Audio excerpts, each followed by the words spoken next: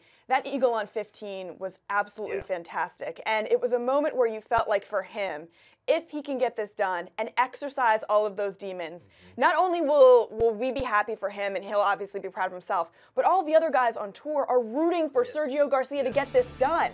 And you don't really see that often in sports when one guy is going after an achievement, especially in such an individualistic sport like golf, that the rest of the field wants him to do it. I mean, the guy that he's competing against, Justin Rose, was happy for him to do it. So it was just incredible for him to see and to be able to put that away. That eagle putt to me was the defining moment for him. Yeah, we talked about how this was on what would have been the 60th birthday of Seve Ballesteros, one of his mentors, and another one of his mentors, Jose Maria Olazabal, was the last guy to have an eagle on that 16 there en route to the victory. And so everything just was lined up, right? All the stars and the moons were all lined up in favor of a Sergio Garcia victory. Although there were moments now, even after he sank that eagle putt on 15, where I wondered, are we going to fall back? Is this going to be just another disappointment? Because on 16, the next hole, hits that great tee shot. He used an 8-iron on the approach to 15, used the 8-iron on the tee at 16, had the relatively easy birdie putt, and of course you sink that and you pretty much take control there, and he missed it. I know.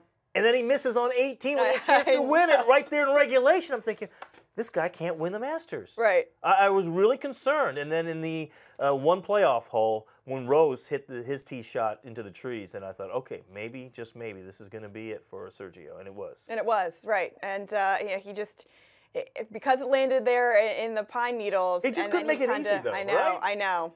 It was incredible. You know, the last time that Sergio Garcia was in a playoff was 2007 versus Padraig Harrington, and he lost. Can you imagine that feeling where you go into a playoff? The last time you were in a playoff 10 years ago, you now have a decade later the opportunity to do it again. You almost blow it. You're on the cusp of winning the Masters, but you also could just with one stroke of the club completely lose every sort of bit of hope that this could ever be achieved again if you don't get it here. And he ended up getting it. But I just thought to myself, wow, 10 years ago you told me that I had an opportunity to do something. I couldn't get it done.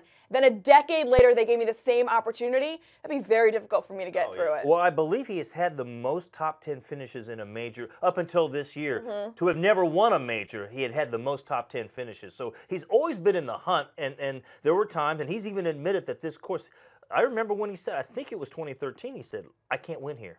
I've resigned myself to the fact that I just can't win here. This course gets the better of me every time. And a lot of people actually criticized him for saying that, for kind of having that defeatist mentality. But I think he had just become so,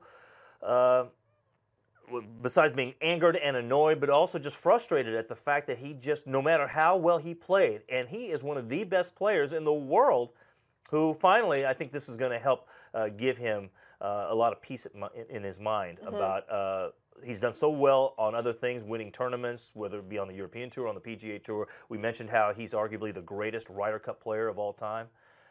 Now he has this major championship, and I think, and we'll have Sean Zock of Sports Illustrated coming on a little bit later here, but I think this locks up his place in the Hall of Fame. He will be joining Seve Ballesteros and Jose Maria Olazabal there. Yeah, it was very cool. And then as they're walking down the greens, to have him throw his hand back and they do the low five there, and just the sportsmanship, there was a lot of that. There was the thumbs up between the two of them, and the embrace afterwards. It was just so nice to see. Yeah.